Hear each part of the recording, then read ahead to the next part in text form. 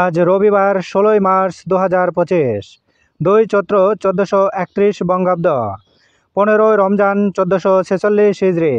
জানিয়ে দেব আজকের দৈনিক আমার দেশ পত্রিকার শিরোনামগুলো। বুয়েটে আবরার হত্যার পরিবেশ সৃষ্টি শাহবাগী চেতনায়।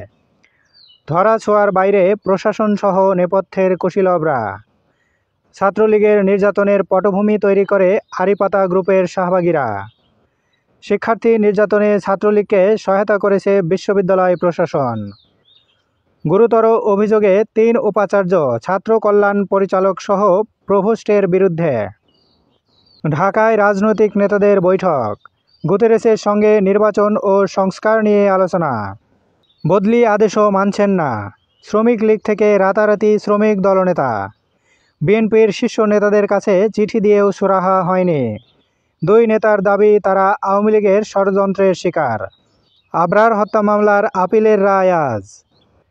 ইউজিসির হিট প্রকল্প, নওফেলের নির্দেশে বাতিল হয় প্রথম পিডির নিয়োগ।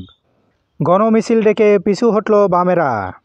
সংবাদ সম্মেলনে গুতেরেস, বাংলাদেশের সন্ধিক্ষণে জাতিসংঘ সহায়তা করবে। প্রতিদিন দৈনিক পত্রিকাগুলোর শিরোনাম জানতে লাইক, কমেন্ট এবং সাবস্ক্রাইব করুন। এবার শেষের পাতা। সংস্কার কমিশনের কিছু সুপারিশে স্বাধীন সত্তা সংকুচিত হতে পারে। ইসির আশঙ্কা, ১.৫ ডজন সুপারিশকে হুমকি মনে করছে ইসি। ৫ দপ্তরে পাঠানো হবে ব্যাখ্যামূলক চিঠি। ভারতীয় পোশাকে আগ্রহ নেই ক্রেতাদের। ঈদ বাজার, চাহিদার শীর্ষে দেশীয় সুতি পণ্য। থাইল্যান্ড, চীন ও পাকিস্তানি পোশাক আমদানির চেষ্টা। নদী এখন মরা খাল, হুমকির মুখে কৃষি। পঞ্চগড়ের চিত্র, ভারতের বাঁধ বা ড্যাম নির্মাণে পানি প্রবাহ বাধাগ্রস্ত হচ্ছে।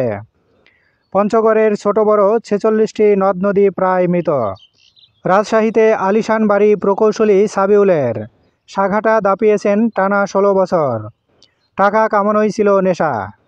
চট্টগ্রামে ২০,০০০ একর বনভূমি পুনরুদ্ধার। প্রকাশনা অনুষ্ঠানে নাহিদ ইসলাম, ছাত্রলীগের বিদ্রোহীরা অংশ না নিলে বড় হতো না আন্দোলন।